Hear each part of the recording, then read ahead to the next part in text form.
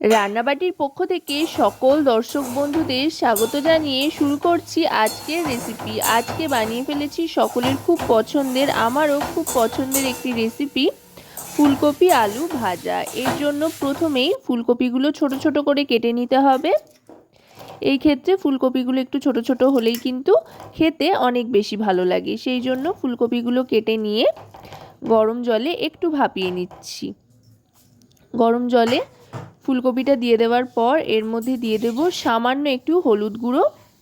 এতে খুব সুন্দর একটা রং আসবে ফুলকপিতে, আর হলুদ যেহেতু অ্যান্টিসেপ্টিক সেই জন্য ফুলকপিটা খুব সুন্দর সেদ্ধও হবে, আর ফুলকপির থেকে গ্যাস অম্বল এইসব হওয়ার সম্ভাবনাও কিন্তু অনেক অংশে কমে যাবে। এবার ভালো করে ফুলকপিটা একটু ফুটিয়ে নেব, জলে ফুটিয়ে নিয়ে তুলে নেব। আর এদিকে কড়াইতে সর্ষের তেল গরম করে তাতে ফোড়ন হিসেবে দিয়ে দিচ্ছি কালো জিরে। হাফ চামচ মতো এখানে কালো জিরে দিয়ে দিয়েছি। কালো জিরেটা একটু ভাজা ভাজা হয়ে গেলে ছোট ছোট করে চৌকো চৌকো করে কেটে রাখা আলুর টুকরোগুলো দিয়ে দিচ্ছি ভাজার জন্য। আলুর টুকরোটা কিন্তু বেশ ভালো করে ভেজে নিতে হবে, একটু লালচে রং আসা পর্যন্ত। এখানে আমি একটা মাঝারি সাইজের ফুলকপির সাথে দুটো মাঝারি সাইজের আলু কেটে নিয়েছি। যেহেতু ভাজা হবে সেই জন্য আলু ফুলকপি দুটোই কিন্তু ছোট ছোট করে কেটে নেওয়া হয়েছে।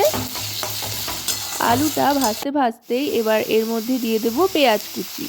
এখানে একটা মাঝারি সাইজের পেঁয়াজ স্লাইস করে কেটে দিয়ে দিয়েছি। আর এবার দিয়ে দিলাম ভাপিয়ে রাখা ফুলকপির টুকরোগুলো। এবার ফুলকপি, আলু আর এই পেঁয়াজ সমস্তটাকে ভালো করে ভাজতে হবে কয়েকটা চেরা কাঁচা লঙ্কার সাথে। আশা করি রেসিপিটি আপনাদের ভালো লাগবে। যদি রেসিপিটি আপনাদের ভালো লেগে থাকে তাহলে কিন্তু অবশ্যই রান্নাবাটি চ্যানেলটিকে সাবস্ক্রাইব করে লাইক, শেয়ার, কমেন্টের মাধ্যমে আমাদের সাথে থাকবেন। আর যদি রেসিপিটি আপনারা আমাদের রান্নাবাটির ফেসবুক পেজ থেকে দেখেন তাহলে কিন্তু অবশ্যই রান্নাবাটি ফেসবুক পেজটি ফলো করে আমাদের সাথে জুড়ে থাকবেন। এবার এর মধ্যে দিয়ে দিচ্ছি আর একটু হলুদ গুঁড়ো, এতে খুব সুন্দর একটা রং আসবে। হাফ টিস্পুন পরিমাণে হলুদ গুঁড়ো দিয়ে দিলাম। এবার দিয়ে দেবো পরিমাণ মতো লবণ। লবণটা দিলে কিন্তু আলু, ফুলকপি, পেঁয়াজ সমস্তটাই অনেকটা নরম হয়ে আসবে। এবার দিয়ে দিচ্ছি কাশ্মীরি রেড চিলি পাউডার। এটা সুন্দর একটা রঙের জন্য। কাঁচা লঙ্কা ব্যবহার করেছি ঝালের জন্য। আস্ত অবস্থাতেই কাঁচা লঙ্কাগুলো রেখেছি, চাইলে আপনারা কাঁচা লঙ্কাগুলো কুচিয়েও দিতে পারেন, আবার এভাবেও দিতে পারেন। তাহলে যারা বেশি ঝাল খেতে পছন্দ করে তারা ভাতের সাথে মেখে খেতে পারবে।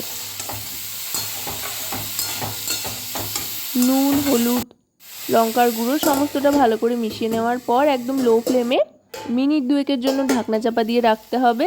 এতে কিন্তু আলাদা করে জলের ব্যবহার করার কোনো প্রয়োজন নেই। নুন দেওয়াতে সবজির থেকেই হালকা একটা জল বেরোবে, তাতেই কিন্তু খুব সুন্দর নরম হয়ে আসবে আর একেবারে মজে আসবে ফুলকপি, আলু, পেঁয়াজ সমস্তটাই। এবার কয়েক দানা চিনি দিয়ে দিচ্ছি, বেশ মিষ্টি মিষ্টি হবে খেতে। এবার দিয়ে দিচ্ছি ধনেপাতা কুচি।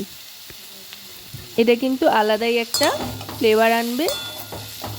চিনি আর ধনেপাতা কুচি দিয়ে ভালো করে মিশিয়ে নেব।